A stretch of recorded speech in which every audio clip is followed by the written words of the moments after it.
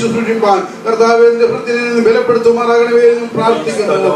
കർത്താവേ ഓരോ ദിവസവും കർത്താവേ ദൈവത്തിൽ നിന്ന് പുതിയത് പ്രാപിച്ചുകൊണ്ട് കർത്താവ് ജനത്തിന് കൊടുക്കുവാൻ തക്കവണ്ണം ആത്മനിറവിൽ ഘോഷിപ്പാൻ തക്കവണ്ണം ദൈവമേ നിന്റെ ദാസനെ നിരാത്കാലപ്പെടുത്തി ഉപയോഗിക്കണമേ എന്ന് ഞങ്ങൾ പ്രാർത്ഥിക്കുകയാണ് കർത്താവേ. സ്തോത്രം ദൈവമേ. ഈ സുവിശേഷ യോഗം കർത്താവേ ഈ ദേശത്തിന് ഞങ്ങളുടെ സഭയ്ക്കും ഓരോ കുടുംബത്തിനും ഓരോ വ്യക്തികൾക്കും അനുഗ്രഹമായി തീരുവാൻ കർത്താവ് നീ സഹായിക്കണമേ നിങ്ങൾ പ്രാർത്ഥിക്കുന്നു പിതാവേ.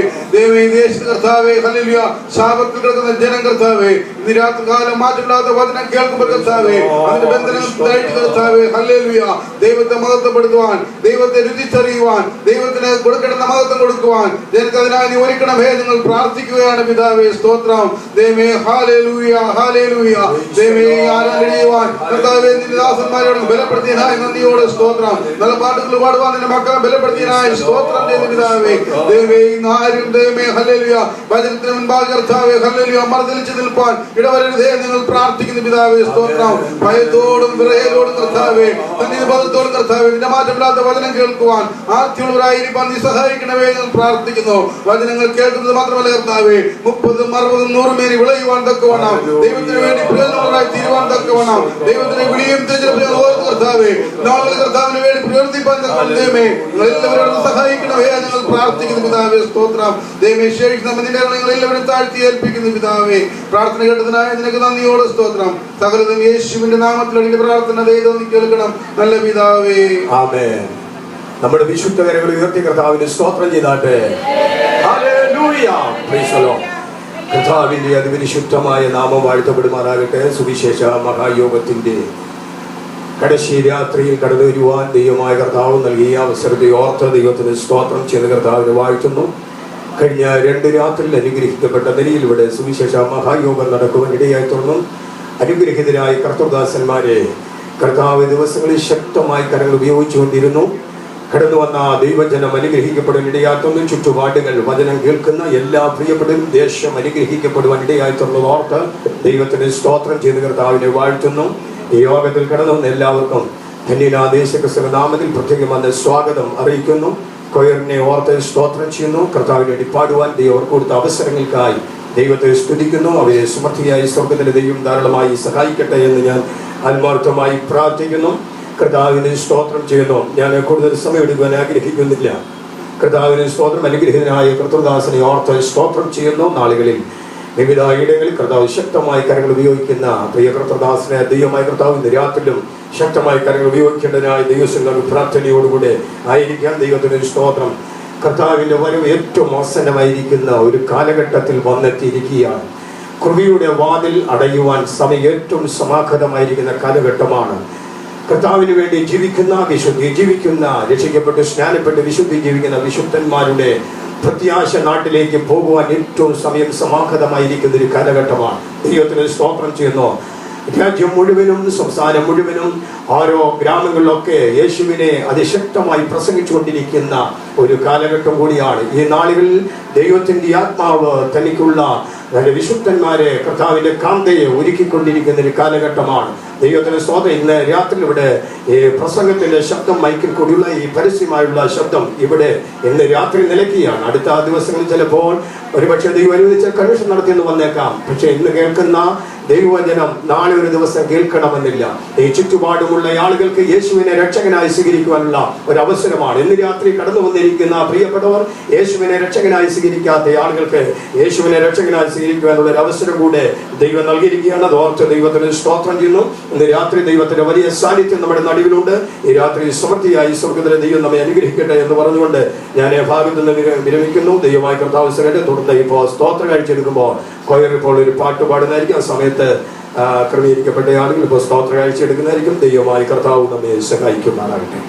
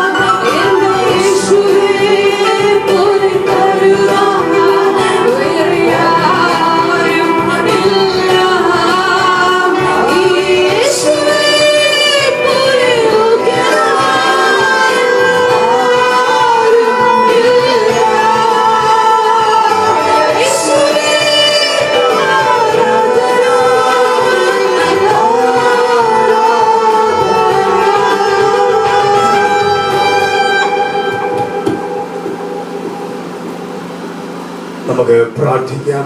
രാത്രി കമ്മീഷന്റെ അനുഗ്രഹത്തിനായി എടുത്തിരിക്കുന്ന ധനസംഘത്തിന്റെ അനുഗ്രഹത്തിനായി എല്ലാ കണ്ണുകളും അടച്ചു പ്രാർത്ഥിച്ചുകൊണ്ടിരിക്കുമ്പോൾ ബ്രദർ സഹായദാസ് അവർ മുമ്പോട്ട് കടന്നു വന്ന് ഇപ്പോൾ പ്രാർത്ഥിക്കുന്നതായിരിക്കും. നമുക്ക് പ്രാർത്ഥിക്കാം.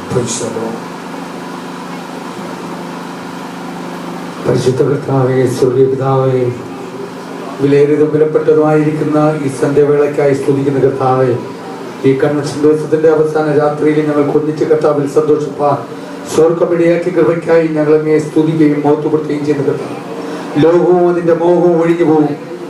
ദൈവ ഇഷ്ടം ചെയ്യുന്നവൻ ഒരു നാളും നശിച്ചു പോവില്ല എന്ന ദൈവവചന പ്രകാരം നശിച്ചു പോകാത്തതും നഷ്ടപ്പെട്ടു പോകാത്തതും മാറ്റപ്പെട്ടു പോകാത്തതുമായ ദൈവസ്നേഹത്താൽ നിറച്ചിരുന്ന രാത്രി കർത്താവിന്റെ പാദപീഠത്തിലായതുകൊണ്ട് സാന്നിധ്യം അനുഭവിപ്പാൻ, കൂട്ടായ്മ ആചരിപ്പാൻ, കർത്താവിന്റെ വചനം കർത്താവെ ഭക്ഷിപ്പാൻ സ്വർഗം ഇന്ന് രാത്രിക്കാലം ഒരു അവസരം കൂടി അവിടുന്ന് ദാനമായി ഞങ്ങൾക്ക് നൽകിയ വലിയ കൃപയ്ക്കായി സ്തോത്രം. കടന്നു വന്ന ജനത്തിന് ആവശ്യമായ ആത്മീക മന്ന കർത്താവിന്റെ കൂടെ ഇന്ന് രാത്രിക്കാലം കേൾപ്പിക്കുമ്പോൾ പാപത്തെക്കുറിച്ചും നീതിയെക്കുറിച്ചും ന്യായവിധിയെക്കുറിച്ചും ബോധ്യപ്പെടുത്തുന്ന പരിശുദ്ധാത്മ ഇന്ന് രാത്രി ജനഹൃദയങ്ങളിലേക്ക് കടന്നു തന്ന് അനുതാപവും പശ്ചാത്താപവും ഏറ്റുപറച്ചിലും സമർപ്പണത്തിന്റെ ഒരു രാത്രികാലമായി തീരുവാൻ സ്വർഗം പ്രസാദിക്കുന്ന, സ്വർഗം ഉറ്റുനോക്കുന്ന ഒരു സ്വർഗീയ അനുഭൂതി അനുഗ്രഹം ഇന്ന് രാത്രി ഞങ്ങളുടെ മേൽ, ജനത്തിന്മേൽ ദൈവം പകരുമാറാകണമെന്ന് പ്രാർത്ഥിക്കുന്ന കർത്താവേ, നീട്ടിയ കരങ്ങളെ ബലപ്പെടുത്തണം, 100 ഇരട്ടിയായി പ്രതിഫലം കൊടുക്കണം. ശുശ്രൂഷയായി ഇന്ന് രാത്രി വചനവുമായി കിടന്നു ഭക്തനായി പ്രാർത്ഥിക്കുന്ന കർത്താവേ, ഹാലേലൂയ, മറഞ്ഞിരിക്കുന്ന മർമ്മങ്ങളെ പരിശുദ്ധാത്മാവ് വെളിപ്പെടുത്തി കൊടുത്തു. ഹാലേലൂയ, കർത്താവിന്റെ വരവാസനമായിരിക്കുന്ന സമയത്ത് കർത്താവെ, ജനം കർത്താവെ ഒരുക്കമുള്ളവരായി തീർന്നുകൊണ്ട് ഞങ്ങൾ ഇവിടെ കണ്ട് സന്തോഷിക്കുന്നത് പോലെ നിത്യതയിലും ഒന്നിച്ച് കാണുവാൻ സ്വർഗമുടയാക്കേണ്ടതായ വചനമനുസരിച്ച് വചനപ്രകാരം ജീവിതങ്ങളെ നയിച്ചുകൊണ്ട് കർത്താവിന് വേണ്ടി നിലകൊള്ളുവാൻ, ഫലം കായ്ക്കുവാൻ, സാക്ഷ്യം വഹിപ്പാൻ സ്വർഗം സഹായിക്കട്ടെ. കർത്താവെ, തുടർന്ന് ശുശ്രൂഷ അനുഗ്രഹം മുഴുമുഖത്തും മാനുമ്പോൾ ചെയ്യുക നസ്രേനായ യേശു ക്രിസ്തുവിന്റെ നാമത്തിൽ അപേക്ഷിക്കുമ്പോൾ കൃപയുടെ കേൾക്കണമേ. സ്വർഗ്ഗീയ നല്ല പിതാവേ, ആമേൻ. സന്തോഷമുള്ളവരും കരമേർത്തി ദൈവത്തിന് സ്തോത്രം ചെയ്താണ്ട് തുടർന്ന് പ്രാർത്ഥനയോടുകൂടെ നാം ആയിരിക്കുമ്പോൾ തന്നെ ഈ 3 ദിവസങ്ങളിൽ ക്രമീകരിച്ചിരിക്കുന്ന ഈ സുവിശേഷ യോഗവും പകല് ഉപവാസ പ്രാർത്ഥനയുമായി സ്തോത്രം ക്രമീകരിച്ചു. ഈ പ്രാർത്ഥനകൾ ഇതുവരെയും ദൈവം കരുതി, ദൈവം നമ്മളെ നടത്തി, ദൈവം നമ്മളെ സൂക്ഷിച്ചു. കഴിഞ്ഞ ചില ദിവസങ്ങൾ ഇതിനു വേണ്ടി ആഗ്രഹിക്കുകയും പ്രാർത്ഥിക്കുകയും ചെയ്തു. ഞാനൊരു സുവിശേഷം നടത്തുക. അതിനുള്ള മുഖാന്തരം എന്ന് പറയുന്നത് ഇവിടെ ആയിരിക്കുന്ന ഷർദാസ്, പുഷ്പലീല, ആ കുടുംബം അവര് പറഞ്ഞു, ഞങ്ങൾക്ക് ദൈവസന്നിധിയിൽ ഒരു തീരുമാനം, ഒരു നേർച്ചയുണ്ട്.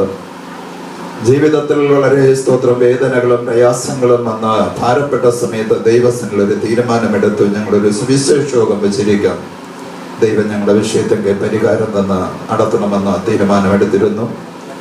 ചില വർഷങ്ങൾക്ക് ശേഷം ആ തീരുമാനത്തെ പുതുക്കുവാനും ഇങ്ങനെ ഒരു സുവിശേഷ യോഗം നടത്തുവാനും ആ കുടുംബത്തിന് ദൈവം ക്രമ നൽകിയതിനോർത്ത് ദൈവത്തെ സ്തുതിക്കുന്നു. ഈ സുവിശേഷ യോഗത്തിന് ഉണ്ടായ കാരണം തുറന്ന അവരിൽ പുഷ്പലീല സഹോദരി, അതിൻ്റെ കാരണം ചില മിനിറ്റുകൾ കൊണ്ട്, ചില വാക്കുകളിൽ കൂടി സാക്ഷ്യമായി ഈ സമയം പ്രസ്താവിക്കുന്നതായിരിക്കും.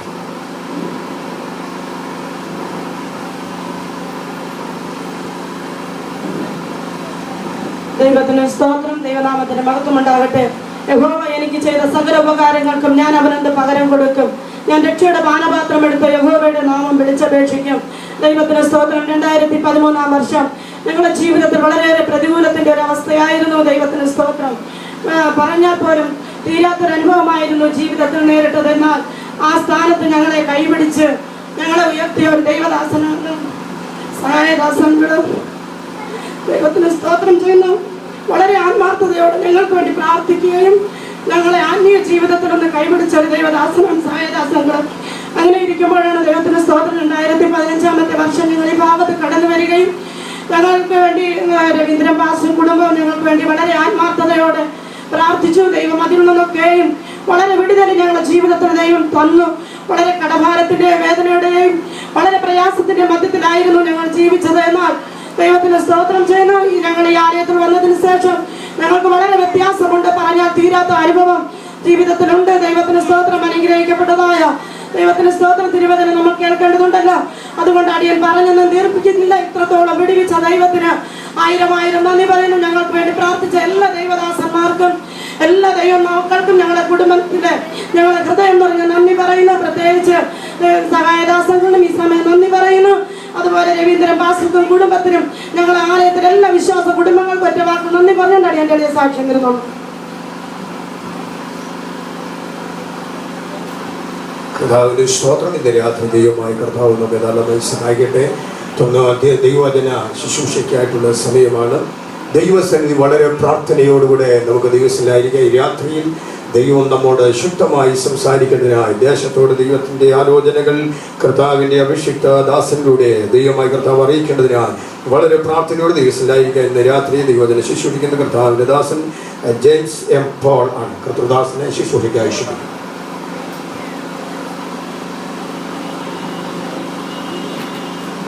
Praise God. Hallelujah.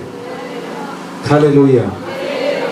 ഈ അനുഗ്രഹിക്കപ്പെട്ട നല്ല രാത്രിക്കായി ഞാൻ ദൈവത്തിന് സ്തോത്രം ചെയ്യുന്നു. ക്രിസ്തുവിൽ വീണ്ടെടുക്കപ്പെട്ട ദൈവമക്കളായി നിങ്ങളോട് കൂടെ ഇന്ന് രാത്രിയിൽ കർത്താവിന്റെ വചനമായി നിൽക്കുവാൻ ലഭ്യമായിരിക്കുന്ന നല്ല അവസരത്തെ ഞാൻ ഓർക്കുകയും എൻ്റെ നന്ദി ഞാൻ പ്രകാശിപ്പിക്കുകയും ചെയ്യുന്നു.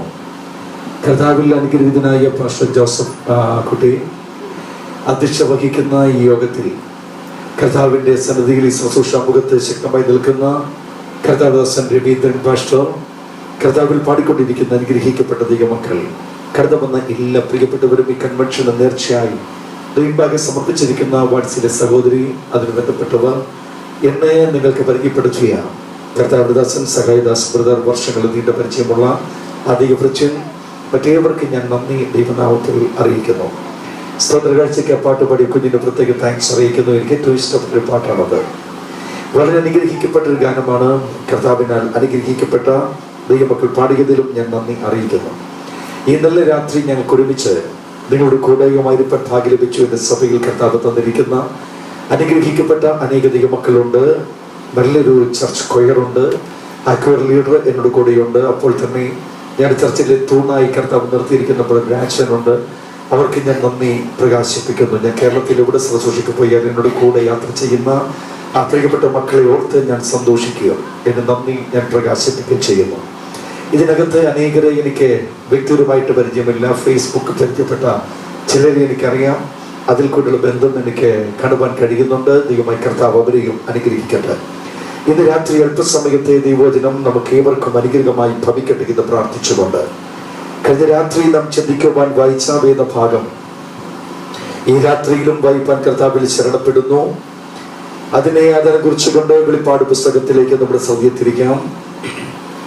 വെളിപ്പാട് പുസ്തകം 20-ാം അധ്യായം അതിന്റെ 11-ാമത് വാക്യം മുതൽ കഴിഞ്ഞ രാത്രി വായിച്ചു. ഒന്നുകൂടി ആ വാക്യം വായിക്കുന്നു. എല്ലാവരും വായനയിൽ ശ്രദ്ധിക്കുക. വലിയൊരു വെള്ള സിംഹാസനവും അതിലൊരുത്തൻ ഇരിക്കുന്നതും കണ്ടു. അവന്റെ സന്നിധിയിൽ നിന്ന് ഭൂമിയും ആകാശവും ഓടിപ്പോയി, അവയെ പിന്നെ കണ്ടില്ല. മരിച്ചവർ ആ ബാലവൃത്തം സിംഹാസനത്തിന് മുമ്പിൽ നിൽക്കുന്നതും കണ്ടു. പുസ്തകങ്ങൾ തുറന്നു. ജീവന്റെ പുസ്തകം എന്ന മറ്റൊരു പുസ്തകവും തുറന്നു.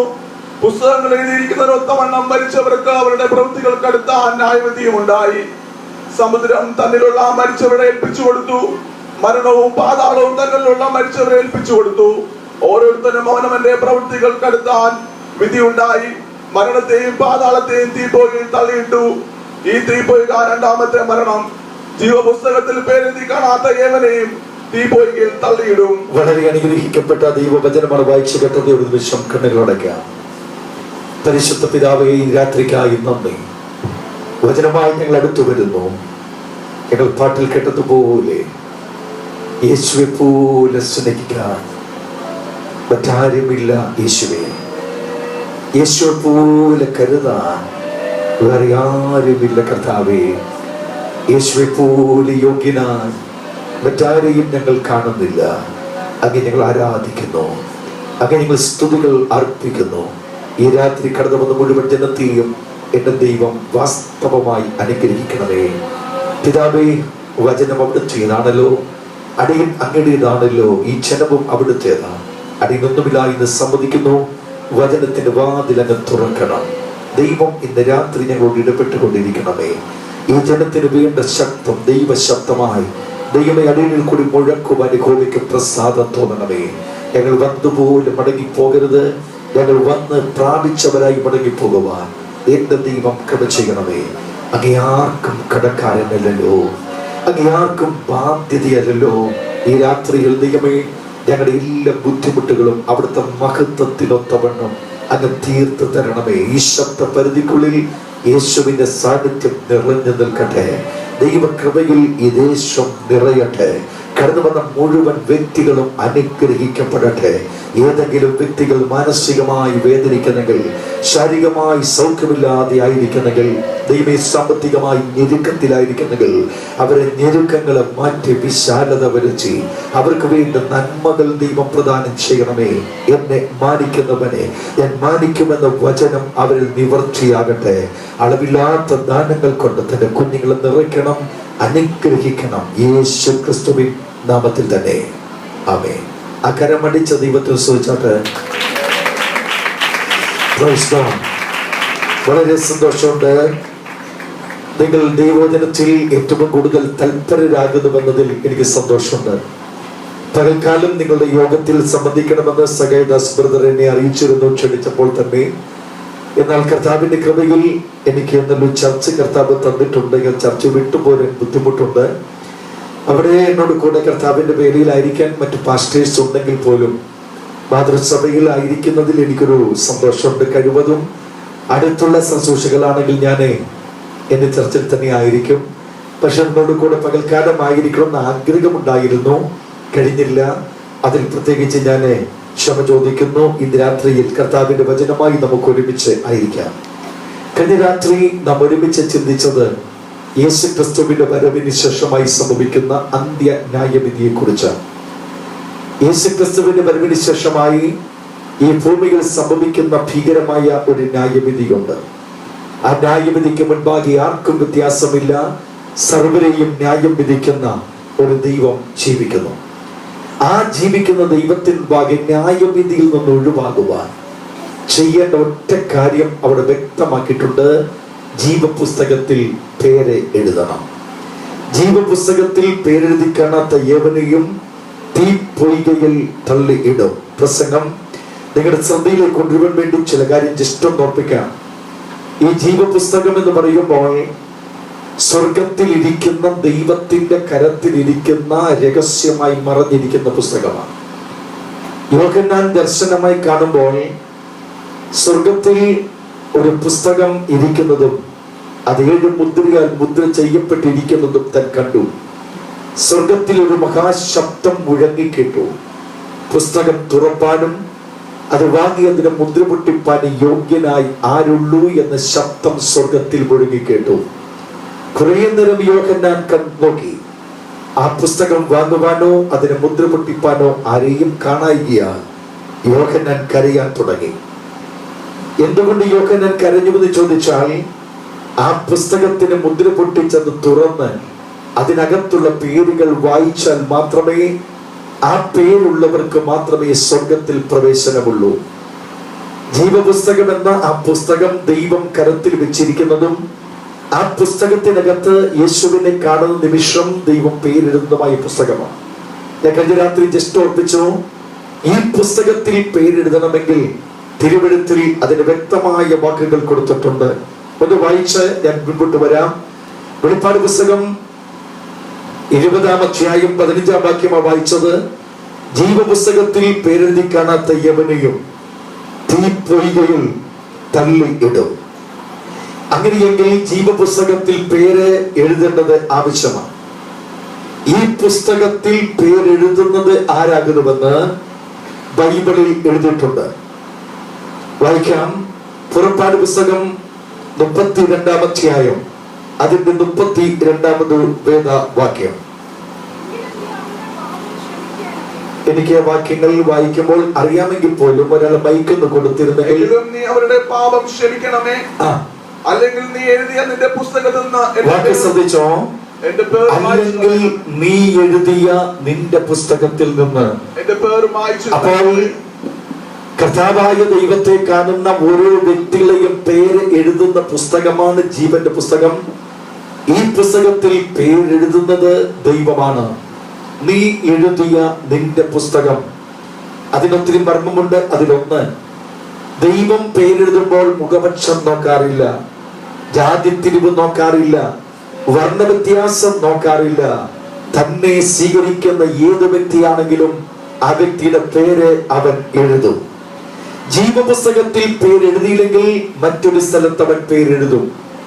2 സ്ഥലങ്ങളിൽ പേരെഴുതും. അതിൽ ജീവപുസ്തകത്തിൽ പേരുണ്ടെങ്കിൽ ആ പേരിന്റെ ഉടമകൾ സ്വർഗത്തിൽ പോകും. അല്ലാത്തവരുടെ പേര് അവർ എഴുതുന്ന സ്ഥലം ബൈബിൾ ചേർത്തിട്ടുണ്ട്. ഇരമ്യാ പ്രവാചക പുസ്തകം 17-ാം അധ്യായം 13-ാമത് വാക്യം ഒന്ന് വായിച്ചേ. ഇരമ്യാ പ്രവാചക പുസ്തകം 17-ാം അധ്യായം അതിന്റെ 13-ാമത്തെ വാക്യം. ബൈക്കിൽ കൂടി വായിക്കുന്ന പുറത്തൂടി നിൽക്കുന്നവർക്ക് കേൾക്കാൻ വേണ്ടിയാണ്. സന്തോഷത്തോട് വായിച്ചതിൽ ബൈക്ക് ഇവിടെ ഹോർലിക്സ് ഇസ്രായേലിന്റെ പ്രത്യാശയായ യഹോവേ, നിന്നെ ഉപേക്ഷിക്കുന്ന ഏവരും ലജ്ജിച്ചു പോകും. എന്നെ വിട്ടു പോകുന്നവരെ മണ്ണിൽ എഴുതി വെക്കും. എന്നെ വിട്ടു പോകുന്നവരെ പേര് ഞാൻ മണ്ണിൽ എഴുതി വെക്കും. അപ്പോൾ മതി. അപ്പോൾ ജീവപുസ്തകത്തിൽ പേരില്ലാതെ ഒരു വ്യക്തി ഉണ്ടെങ്കിൽ ആ വ്യക്തിയുടെ പേരെഴുതുന്നത് മണ്ണിലാണ്. മണ്ണിൽ പേരെഴുതിയാൽ നിലനിൽക്കത്തില്ല, അത് മാഞ്ഞു പോകും, മായ്ച്ചു കളയും. ഒരു വ്യക്തിയുടെ പേരെഴുതുന്നത് മണ്ണിലല്ല, ജീവപുസ്തകത്തിലാണ്. ഈ ജീവപുസ്തകത്തിൽ ഒരുവന്റെ പേര് എഴുതണം എങ്കിൽ ഈ പേരെഴുതുവാൻ ആ വ്യക്തി ചെയ്യേണ്ടത് എന്താണ്? വിശുദ്ധ ബൈബിൾ വായിക്കുമ്പോൾ ഇപ്രകാരം വായിക്കുന്നു. എബ്രായ ലേഖനം 12-ാം അധ്യായം അതിന്റെ 23-ാമത്തെ വാക്യം. എബ്രായ ലേഖനം 12-ാം അധ്യായം അതിന്റെ 23-ാമത്തെ വാക്യം. സ്വർഗത്തിൽ പേരെഴുതിയിരിക്കുന്ന, ശ്രദ്ധിച്ചു കേൾക്കണേ, ജീവപുസ്തകം സ്വർഗത്തിലിരിക്കുന്ന പുസ്തകമാണ്.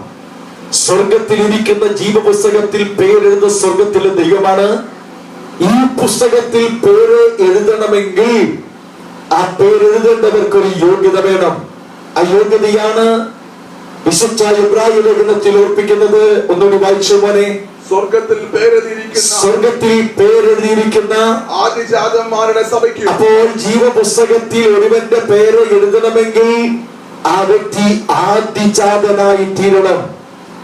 ആദിജാതനായവന്റെ പേരാണ് ഈ പുസ്തകത്തിൽ എഴുതുന്നത്. ആദിജാതൻ ആരാണ്?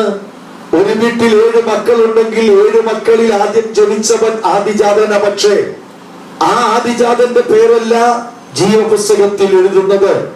ബാക്കി 6 പേരുടെയും പേര് മണ്ണിൽ എഴുതുമെന്നല്ല. ആദിജാതൻ എന്ന് പറഞ്ഞാൽ വീട്ടിൽ ആദ്യം ജനിക്കുന്നവനെ കുറിച്ചല്ല ബൈബിൾ സൂചിപ്പിക്കുന്നത്. ആദിജാതൻ ആരാകുന്നുവെന്ന് അറിയണമെങ്കിൽ വെളിപ്പാട് പുസ്തകം തന്നെ നാം വായിക്കണം. വെളിപ്പാട് പുസ്തകം 3-ാം അധ്യായം നാം വായിക്കുമ്പോൾ 1-ാം അധ്യായം അതിന്റെ 15-ാമത് വാക്യം വായിക്കുമ്പോൾ ഈ ആദിജാതൻ ആരാകുന്നുവെന്ന് അവിടെ കൊടുത്തിട്ടുണ്ട്. വെളിപ്പാട് പുസ്തകം 1-ാം അധ്യായം അതിന്റെ 5-ാമത്തെ വാക്യം. 5-ാമത്തെ വാക്യം. ദൈവം വെളിച്ചമാകുന്നു, അവനിൽ ഇരുട്ട് ഒട്ടുമില്ല എന്നുള്ളത് ഞങ്ങൾ അവനോട് കേട്ട് നിങ്ങളോട് അറിയിക്കുന്ന ദൂതാകുന്നു. വെളിപ്പാട് പുസ്തകം 1-ാം അധ്യായം അതിന്റെ 5-ാമത്തെ വാക്യം. ആത്മാക്കളുടെ പക്കൽ നിന്നും വിശ്വസ്ത സാക്ഷിയും മരിച്ചവരിൽ ആദ്യജാതനും ഭൂരാജാക്കന്മാരിൽ അധിപതിയും ആയ യേശുക്രിസ്തുവിൽ നിന്ന്. മതി. ഇബ്രായ ലേഖനം 12-ാം അധ്യായത്തിൽ വായിച്ചു, ആദിജാതന്മാരുടെ പേര് എഴുതുന്നു സ്വർഗത്തിൽ.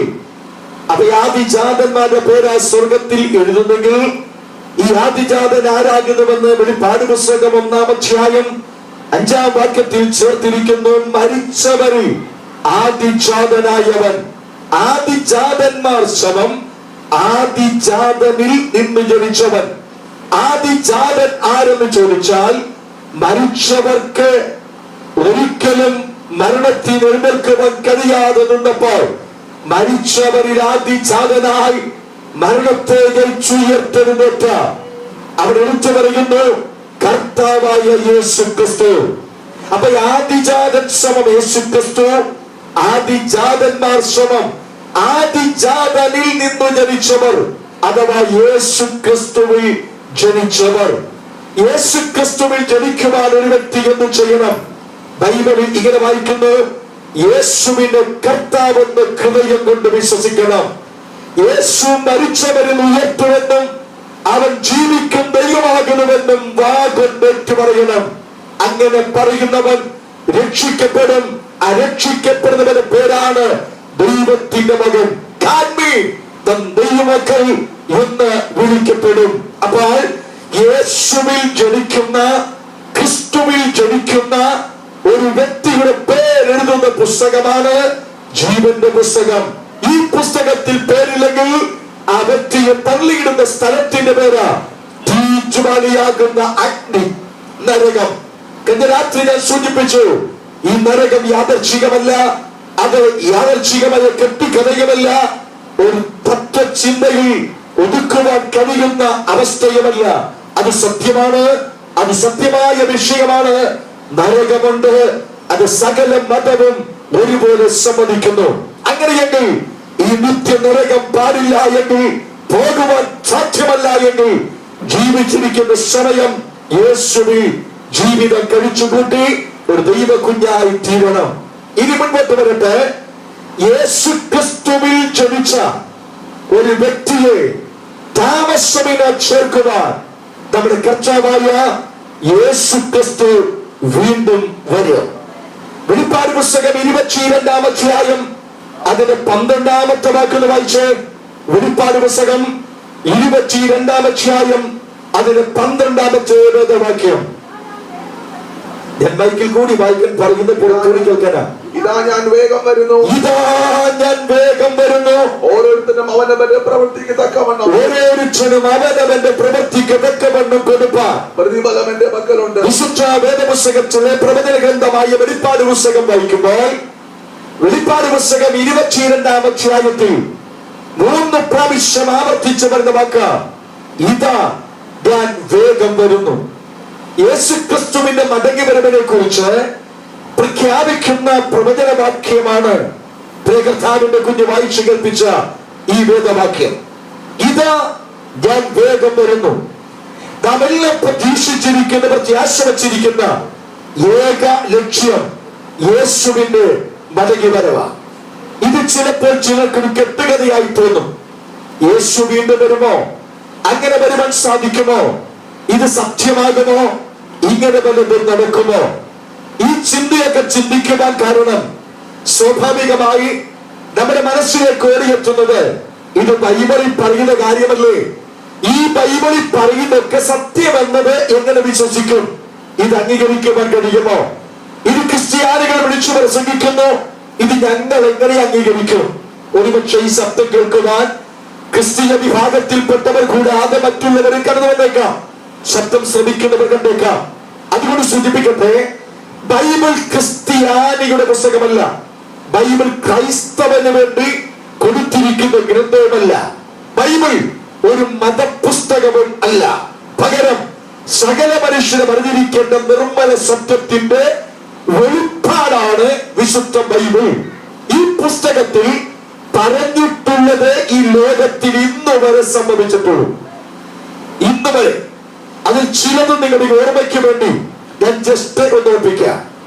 നിങ്ങളുടെ എല്ലാ വീടുകളിലും കുറെ നാളുകളായി കാണുന്ന ഒരു സാധനമാണ് ടേപ്പ് റെക്കോർഡർ.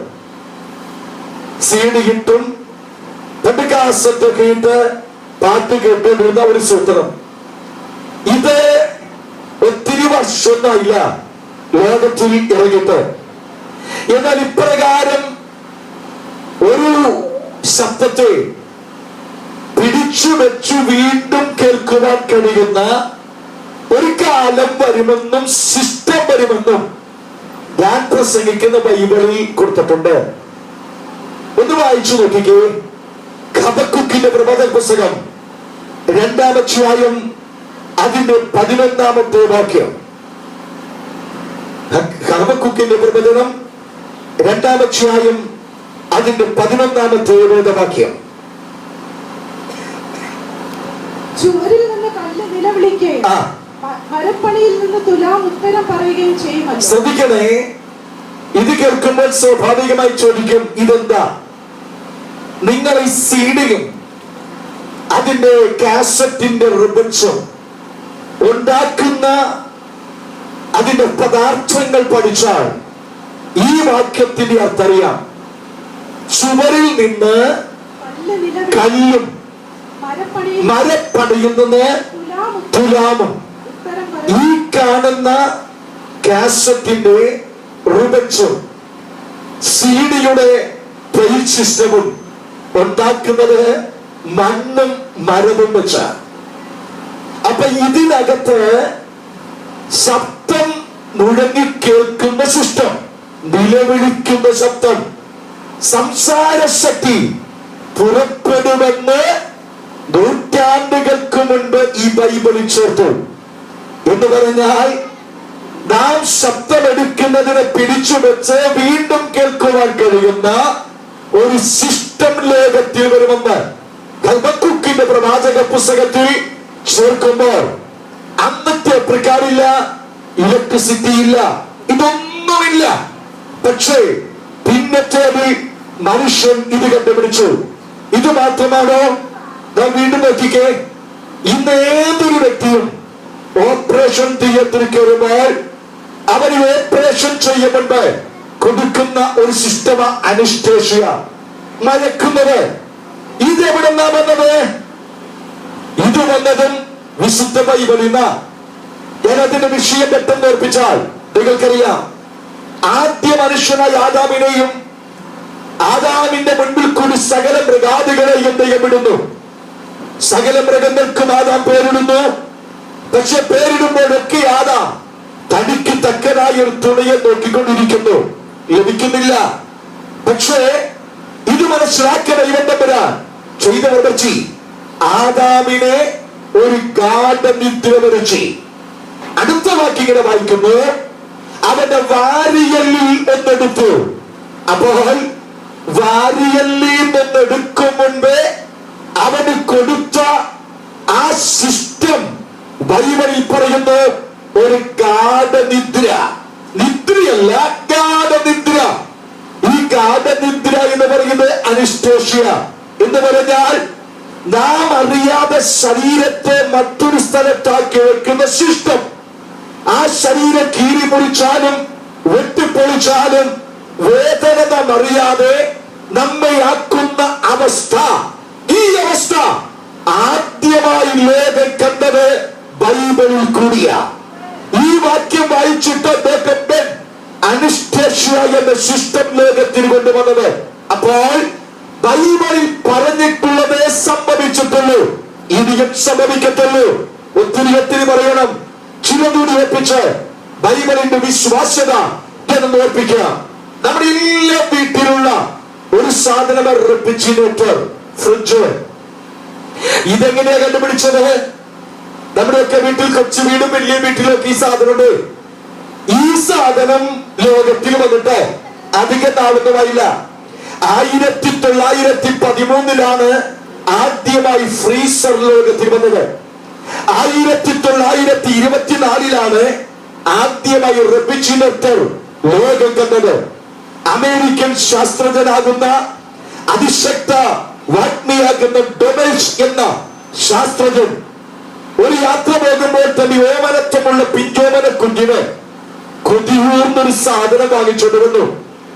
ഈ സാധനം വാങ്ങിച്ചോണ്ട് വന്ന വഴിക്ക് തന്റെ യാത്രയിൽ തടസ്സമുണ്ടായി. ആ തടസ്സം 2 ദിവസം നീണ്ടു. തൽഫലമായി വീട്ടിൽ വരുവാൻ 2 ദിവസം കഴിഞ്ഞതുകൊണ്ട് ഈ ഡോബൻസ് എന്ന് പറയുന്ന ശാസ്ത്രജ്ഞൻ, ആ മഹാനായ ഡോക്ടർ, തന്റെ വീട്ടിൽ വന്ന് തന്റെ കുഞ്ഞിനെ വേണ്ടി വാങ്ങിച്ച ആ ഭക്ഷ്യസാധനം കൊടുത്തപ്പോൾ അതിനെ നാട്ടുനിമിത്തം കഴിക്കുവാൻ പറ്റിയില്ല. ഈ കുഞ്ഞ് അത് വലിച്ചെറിഞ്ഞു. ഈ മനുഷ്യനോർത്തു, ഞാൻ വാങ്ങിച്ചപ്പോൾ നല്ല സാധനമായിരുന്നു, ഭക്ഷ്യയോഗ്യമായിരുന്നു. 2 ദിവസം കഴിഞ്ഞപ്പോൾ അത് ഉപയോഗശൂന്യമായി.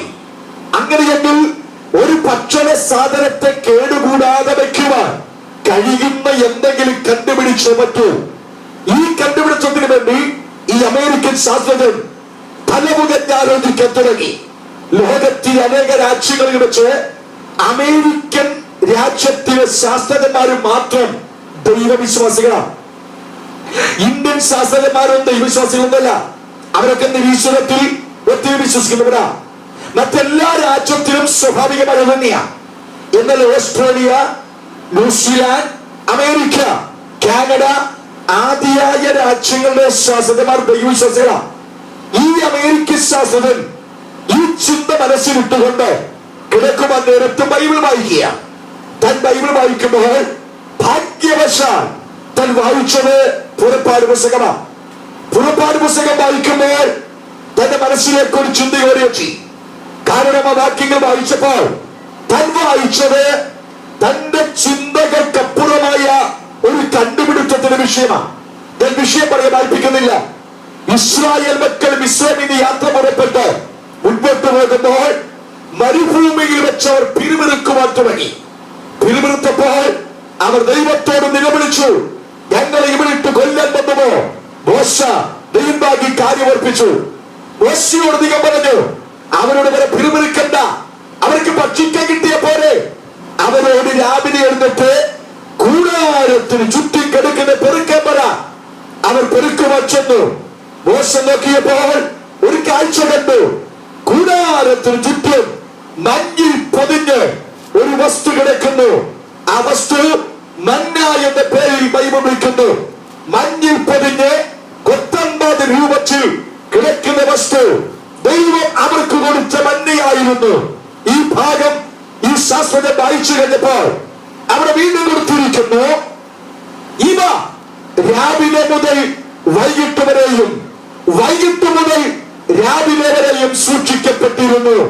അപ്പോൾ മഞ്ഞിൽ പൊതിഞ്ഞ ഈ വസ്തു കേടുകൂടാതെ മണിക്കൂറുകൾ ഇരുന്നുവെന്ന വേദവാക്യം വായിച്ചപ്പോൾ ഈ ശാസ്ത്രജ്ഞരിൽ ഒരു ബുദ്ധി വിളിച്ചു. മഞ്ഞിൽ ഒരു വസ്തു പൊതിഞ്ഞു വെച്ചാൽ ആ വസ്തു കേടുകൂടാതെ ഇരിക്കും എങ്കിൽ മഞ്ഞെന്താന്ന് പഠിച്ചു. അപ്പോൾ മനസ്സിലായത് ഐസ്. ഈ ഐസ് എങ്ങനെ ഉണ്ടാക്കും? ആ കണ്ടുപിടിച്ചം തന്നിലേക്ക് എത്തിയത് ഫ്രീസർ എന്ന സിസ്റ്റത്തില്. അപ്പോൾ ബൈബിളിലെ പുറപ്പാട് പുസ്തകത്തിൽ മഞ്ഞിൽ പൊതിഞ്ഞ 19 രൂപത്തിൽപ്പെട്ട മഞ്ഞിൽ പൊതിഞ്ഞ ആ കൊടുക്കപ്പെട്ട മന്നയെ കുറിച്ച് വായിച്ചിട്ട് താൻ കണ്ടുപിടിച്ചതാണ് ഇന്ന് നമ്മുടെ വീട്ടിലിരിക്കുന്ന റെഫ്രിജറേറ്റർ. മക്കളെ, വിശുദ്ധ ബൈബിളിൽ പ്രതിപാദിക്കാത്ത ഒരൊറ്റ സംഭവം പോലും ഈ ലോകത്തിൽ ഇന്നു വരെ ഉണ്ടായിട്ടില്ല, ഇനിയൊട്ടുണ്ടാകപ്പെടച്ചുമില്ല. ഇതുപോലെ ഓരോന്നും പഠിച്ചാൽ വാസ്തവത്തിൽ വളരെ മണിക്കൂറുകൾ ചിന്തിക്കേണ്ടി വരും. നിങ്ങളൊക്കെ വീട്ടിൽ ഈ ഹോളിലൊക്കെ തൂക്കിയിട്ടേക്കുന്ന സാധനമാ കലണ്ടർ. ഇതെങ്ങനെയാ ഉണ്ടായത്? ഇതൊരു മനുഷ്യന്റെ ബുദ്ധിയിൽ വന്നതാണോ? ആ ബുദ്ധി വികസിച്ചത് എങ്ങനെയാ അറിയണമെങ്കിലേ ബൈബിൾ വായിച്ചാൽ മതി. ഉൽപ്പത്തി പുസ്തകം പഠിച്ചോട്ടെ. ഉൽപ്പത്തി പുസ്തകം 1-ാം അധ്യായം 14-ാമത്തെ വാക്യം വായിച്ച് വിശുദ്ധ ബൈബിൾ എന്ത് പറയുന്നു നോക്കാം. ഉൽപ്പത്തി പുസ്തകം 1-ാം അധ്യായം 14-ാമത്തെ വാക്യം. പകലും രാവും തമ്മിൽ വേർപിരിപ്പാൻ ആകാശവിധാനത്തിൽ വെളിച്ചങ്ങൾ ഉണ്ടാകട്ടെ. അവ അടയാളങ്ങളാലും ശ്രദ്ധിക്കണം, അടയാളങ്ങളാലും കാലം ദിവസം സംവത്സരം എന്നിവ തിരിച്ചറിയാം. കണ്ടോ? മാസം, വർഷം, ദിവസം ഇവ തമ്മിൽ തിരിച്ചറിയാൻ സംവിധാനമൊരുക്കി ഭൂമിയുടെ സൃഷ്ടിയിൽ ദൈവം കൊടുത്തു. ആ കണ്ടുപിടിച്ചവ ഈ തൂങ്ങിക്കിടന്നാകുന്ന കലണ്ടർ. ദിവസം, മാസം, സംവത്സരം. കണ്ടോ? ദിവസമുണ്ട്, മാസമുണ്ട്, വർഷമുണ്ട്, അതിന് വരെ കലണ്ടർ. ഇത് മനുഷ്യൻ കണ്ടുപിടിച്ച ബൈബിൾ വായിച്ചിട്ടാ. അതുകൊണ്ട് ബുദ്ധി വികസിക്കണോ, കണ്ടുപിടുത്തം ഉണ്ടാകണമോ, മറ്റൊന്നും പഠിക്കണ്ട, ബൈബിൾ പഠിച്ചാൽ മതി. ഈ പുസ്തകത്തിൽ പറയാത്തതൊന്നുമില്ല കുഞ്ഞേ. ഇതിൽ പറയാത്തതൊന്നും സംഭവിക്കത്തുമില്ല. നിങ്ങളൊക്കെ വീട്ടിൽ ഇപ്പോഴേ ഈ വേസ്റ്റ് കൊണ്ട തട്ട സ്ഥലയില്ലേ? കാരണം നമ്മുടെ ഇവിടെ അടുത്ത വെളുപ്പിൽ ചാലപ്രശ്നം ആയതുകൊണ്ട് ആകെ കുഴപ്പാ. അതിനിപ്പോ ഗവൺമെന്റ് ഇറക്കിയ സ്ഥലം ബയോഗ്യാസ്. ഈ സംവിധാനം എവിടുന്ന വന്നത്? ഈ ബയോഗ്യാസ് കേരളത്തിൽ വന്ന് കുറച്ചാളേ ഉള്ളൂ. ഇതും വന്നത് ബൈബിളിൽ നിന്നാ. ഈ ബയോഗ്യാസ് സിസ്റ്റം ഒന്ന് വായിച്ചു നോക്കിക്കോളൂ. യെഹെസ്കേൽ പ്രവാചക പുസ്തകം 4-ാം അധ്യായം 12-ാം വാക്യം വായിച്ച്. യെഹെസ്കേൽ പ്രവചനം 4-ാം അധ്യായം അതിന്റെ 12-ാമത്തെ വേദവാക്യം.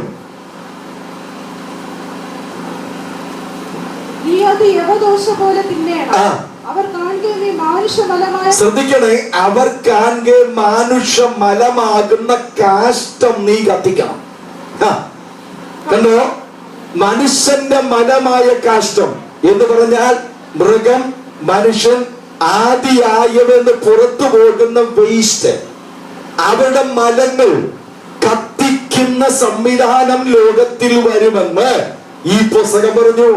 ബയോഗ്യാസ് എന്താ? 2 പാത്രത്തിൽ ചാണകവും. സത്യം പറഞ്ഞ കഴിഞ്ഞ ദിവസം ഏറ്റവും ശക്തമായി ഡൽഹിയില് ഉന്നത ശാസ്ത്രജ്ഞന്മാർ കണ്ടുപിടിച്ചത് ബയോഗ്യാസിൽ ഏറ്റവും കൂടുതൽ പ്രകാശം കിട്ടാനും ചൂട് കിട്ടാനും ഏറ്റവും നല്ലത് മനുഷ്യന്റെ മലമാണ്.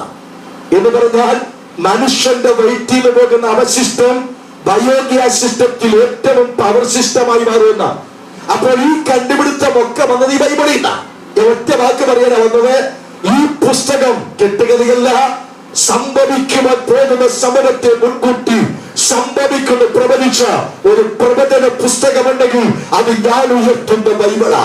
Praise the Lord. അതുകൊണ്ട് ഈ പുസ്തകത്തെ ഞാൻ വിശ്വസിക്കുന്നു, ഈ പുസ്തകത്തെ ഞാൻ അംഗീകരിക്കുന്നു. ഒന്നുകൂടി പറയാ, ഈ പുസ്തകത്തിൽ എടുത്തു പറയുന്നു യേശു ക്രിസ്തു വീണ്ടും വരും. Praise God. Hallelujah. യേശു ക്രിസ്തു വീണ്ടും വരുമെന്ന് പറഞ്ഞ് അവസാനിപ്പിച്ചപ്പോഴല്ലോ, യേശു ക്രിസ്തുവിന്റെ വരവ് സംഭവിക്കുമെങ്കിൽ അതിന് സംഭവിക്കുവാൻ തക്ക വിഷയം പഠിക്കണം. ഞാൻ വേഗത്തിൽ ഒപ്പിക്കാം. യേശു ക്രിസ്തുവിന്റെ വരവിനുണ്ടായി സംഭവിക്കേണ്ട ചില ലക്ഷ്യങ്ങളുണ്ട്, ചില സംഭവങ്ങളുണ്ട്. ഞാൻ അതിലേക്കൊന്ന് വേഗത്തിൽ ഓടി വരാം. യേശു ക്രിസ്തുവിന്റെ വരവിനുണ്ടായി സംഭവിക്കേണ്ട അതിപ്രധാനമായ 4 ലക്ഷണങ്ങളുണ്ട്. അതിലൊന്നോ രണ്ടോ ഞാൻ ജസ്റ്റ് ഓർപ്പിക്കാം. ഒന്ന്, രാഷ്ട്രീയ ലക്ഷണം. രാഷ്ട്രീയ ലക്ഷണം, യേശുക്രിസ്തുവിന്റെ വരവും അതിനെ സംബന്ധിക്കുന്ന രാഷ്ട്രീയ ലക്ഷണങ്ങളും. 2, യേശുക്രിസ്തുവിന്റെ വരവും പ്രകൃതി ലക്ഷണവും. 3, യേശുക്രിസ്തുവിന്റെ വരവും സാമൂഹിക ലക്ഷണവും. 4, യേശുക്രിസ്തുവിന്റെ വരവും മതപരമായ ലക്ഷണവും അഥവാ സഭ സംബന്ധമായ ലക്ഷണങ്ങളും. ഈ 4 ലക്ഷണങ്ങളെ അടിമറിയിട്ട് പഠിച്ചാൽ യേശുക്രിസ്തുവിന്റെ വരവ് എപ്പോഴെന്ന് മനസ്സിലാക്കാൻ കഴിയും. അതിലൊന്ന് രണ്ടെന്ന് പറഞ്ഞ് ചിലത് നമുക്ക് നോക്കാം, വേഗത്തിൽ എടുക്കാം. യേശുക്രിസ്തുവിന്റെ വരവും രാഷ്ട്രീയ ലക്ഷണങ്ങളും. വെളിപ്പാട് പുസ്തകം 13-ാം അധ്യായം 1-ാമത്തെ വാക്യം മുതൽ വേഗത്തിൽ വായിക്കാം. അപ്പോൾ 10 കൊമ്പും 7 തലയും, അപ്പോൾ 10 കൊമ്പും 7 തലയും കൊമ്പുകളിൽ 10 രാജമുടിയുമുള്ള തലയിൽ ദൂഷണനാമവും നിറഞ്ഞൊരു മൃഗം സമുദ്രത്തിൽ നിന്ന് കയറി വരുന്നത് ഞാൻ കണ്ടു.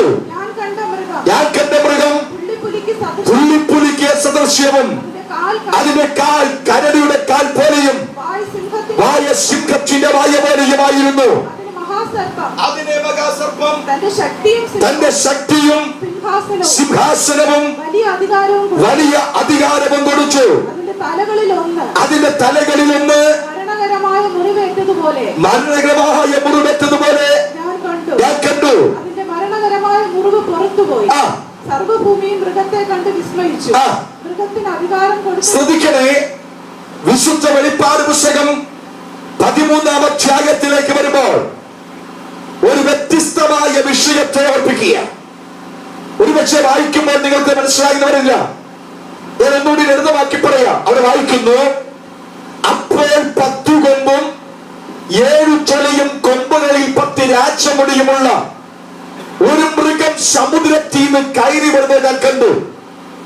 അടുത്ത വാക്ക് പറയുന്നു, ആ മൃഗത്തിന്റെ ശരീരം പുലിയുടെ ശരീരം, അതിന്റെ വായെ സിംഹത്തിന്റെ വാ, അതിന്റെ കാൽ കരടിയുടെ കാല്. ഈ മൃഗത്തിന്റെ തലയിൽ 10 കൊമ്പ് ഉണ്ട്. നിങ്ങൾ ശ്രദ്ധിക്കണം, ഒരു മൃഗം, ആ മൃഗത്തിൽ 4 മൃഗത്തിലെ ചേരുവ. 1 സിംഹത്തിന്റെ മുഖം, 2 കരടിയുടെ കാല്, 3 പുള്ളിപ്പുലിയുടെ ശരീരം, 4 ആ ശരീരമുള്ള കാലുള്ള സിംഹമുഖമുള്ള മൃഗത്തിന്റെ തലയിൽ 10 കൊമ്പ്. ഇങ്ങനെയൊരു മൃഗം സമുദ്രത്തിൽ നിന്ന് കയറി വരുന്നു.